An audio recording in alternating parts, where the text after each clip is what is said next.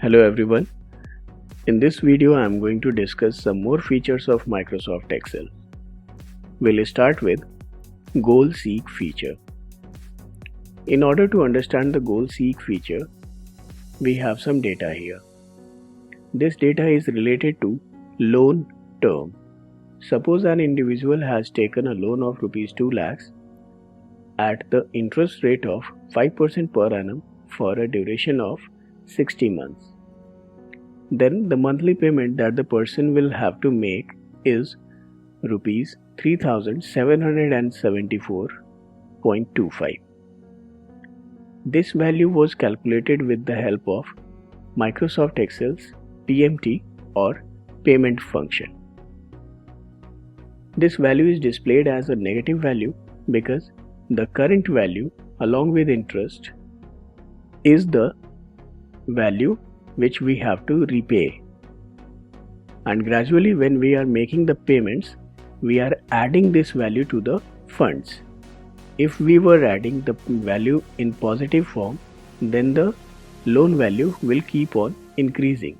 So this value, that is monthly payment, is written in negatives so that when this negative value is added to the positive value, the value of the loan amount goes on decreasing as we make the payments.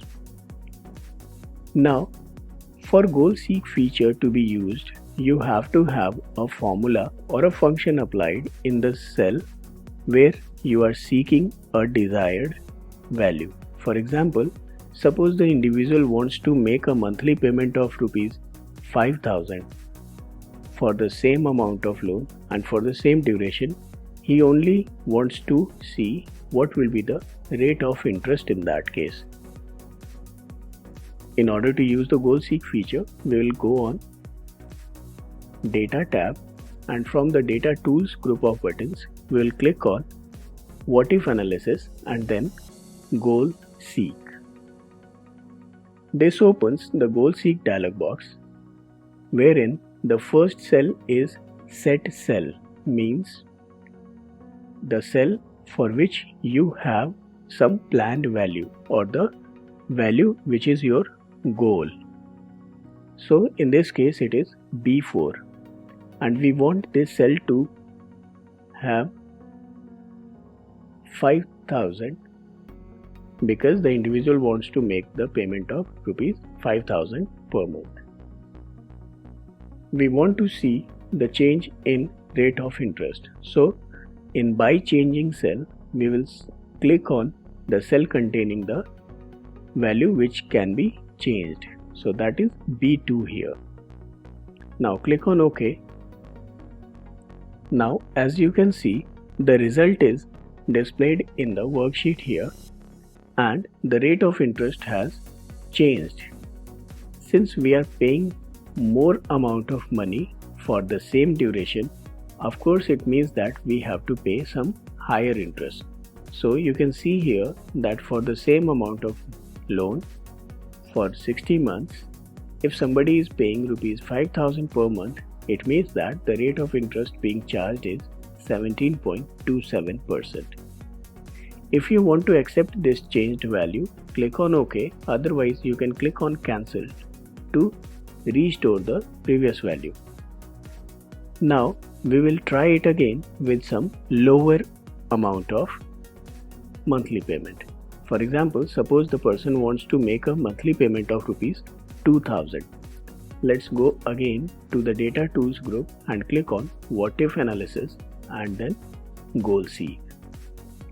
This time again we will set the value of cell B4 to 2,000 because the individual wants to make the monthly payment of Rs 2,000. By changing cell, that will be B2, that is rate of interest. Now click on OK and you can see here that the rate of interest is going to be very less, that is 18.53% in case we want to make the monthly payment of Rs 2,000. Now if you want to accept the value, click on OK and you will see the value there in your worksheet. Now we will talk about the product function in Microsoft Excel. This function multiplies the values and gives you the result of multiplication. For example, let's have the first value as 3 and the second value as 27. Now click in the cell in which you want the result of the function and press equal to symbol, then write the function name, that is product, and parenthesis open. Now click on insert function button from the formula bar, which opens the function arguments dialog box. In the box meant for the number 1, either you can write the reference of the cell, that is E4, or you can click in the cell to obtain its reference automatically. So the first value was 3, so we have E4 here. For the second value, we can write it manually, see F4, and this has taken 27 automatically. Now we can see the preview of the result which we will obtain after the function is applied to the values.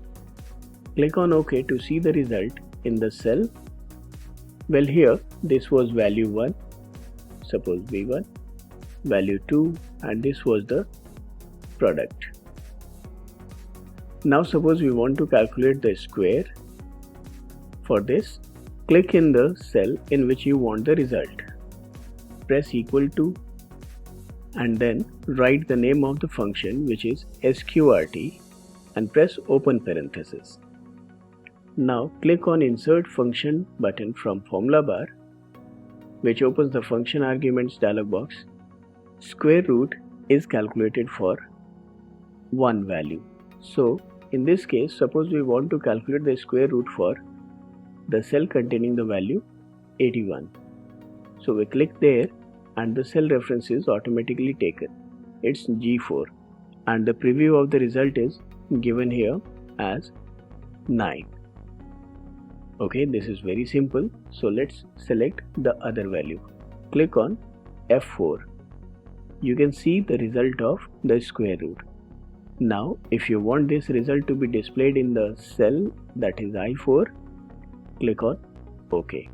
So this is how we use the product function and the square root function to calculate the product of the values or square root of a value. Now we will talk about adding conditional sum. For this, I have some data here which consists of the names of the people enrolled for different courses and the fees they are paying for each course. Now I will be using the SUMIF function to add the values on the basis of a specified condition. For this, click in the cell where you want the result of the function. Now click on insert function button, which opens the insert function dialog box.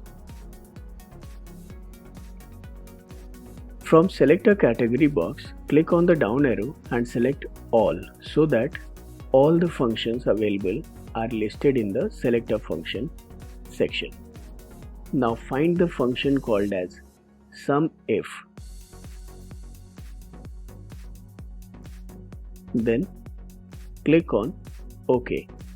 This opens the function arguments dialog box. First is range. Range is the collection of values from which you will be selecting a few on the basis of the criteria. So select the range by clicking on the first cell and dragging through the values. In this case, the range is from B4 to B18. In the criteria box, you mention the value for which you want the result. In this case, we are finding the total fees for hardware, so the criteria will be hardware. Now in the sum range, that is the values which will be added, we will select the range of values which are to be added. So click on the first cell and drag through all the values. As you can see, it is from C4 till C18. Now the Excel will look for hardware from the courses, and then wherever it matches, it will take the fees from here and will give the added result. For example, here it is 15,000. Click on OK to accept the result and display it in the worksheet. Similarly, for software, you can click on Insert Function dialog box, and then from the selector function, select SUMIF function and then click on OK. This again opens the function arguments dialog box. For the range, specify the collection of values out of which you want some selected value. Then for criteria, specify the criteria. For example, here it is for software, so I will mention software here. Then in the sum range, I will provide the range of values which will be added. Now click on OK to display the result. This way we can find the sum of fees for a particular course by specifying the course name as a criteria and selecting the list of courses as the range of values. Now let's talk about generating a series in MS Excel. First is text series. Microsoft Excel recognizes many of the series automatically. For example, if you write here Monday, you can select the cell containing the value and place the mouse pointer at the bottom right corner of the cell, and when it changes to black plus symbol, you can click and drag through the cells for which you want to generate the values. As you can see, I have generated the 7 days of the week in a sequence. Similarly, you can place the mouse pointer over the bottom right corner of the cell containing the first text value and drag it horizontally to generate the series of text. So it is quite simple and easy to use and is going to save a lot of time. Now let's see the month names. I'm writing here January. I'm going to place the mouse pointer at the bottom right corner of the cell. I will drag it across the cells I want to include. So I have written the month names up to December simply by dragging the mouse pointer. As you can see, the day name or the month name is automatically recognized by Microsoft Excel. What if I write a value which is not a month name or a day name? In that case, if you try to fill the series, Microsoft Excel will fill the same value in all the cells that you drag across. So this is how we generate the text series. Now let's talk about the number series. In order to generate the number series, we have to write the first value. Suppose I want to start the series with 51. So I have written the first value here. Then in the second cell, I will write the second value. Suppose it is 53. Now I will select both the cells containing the value and I will position the mouse pointer over the bottom right corner of the selection and then drag it downwards. As you can see, the series is generated. First value is 51, then plus 2, that is 53, then plus 2, that is 55, plus 2, 57. So as you can see here, the first value and the second value helps Microsoft Excel determine the difference between the values so that it can add that difference and generate the next value in the series.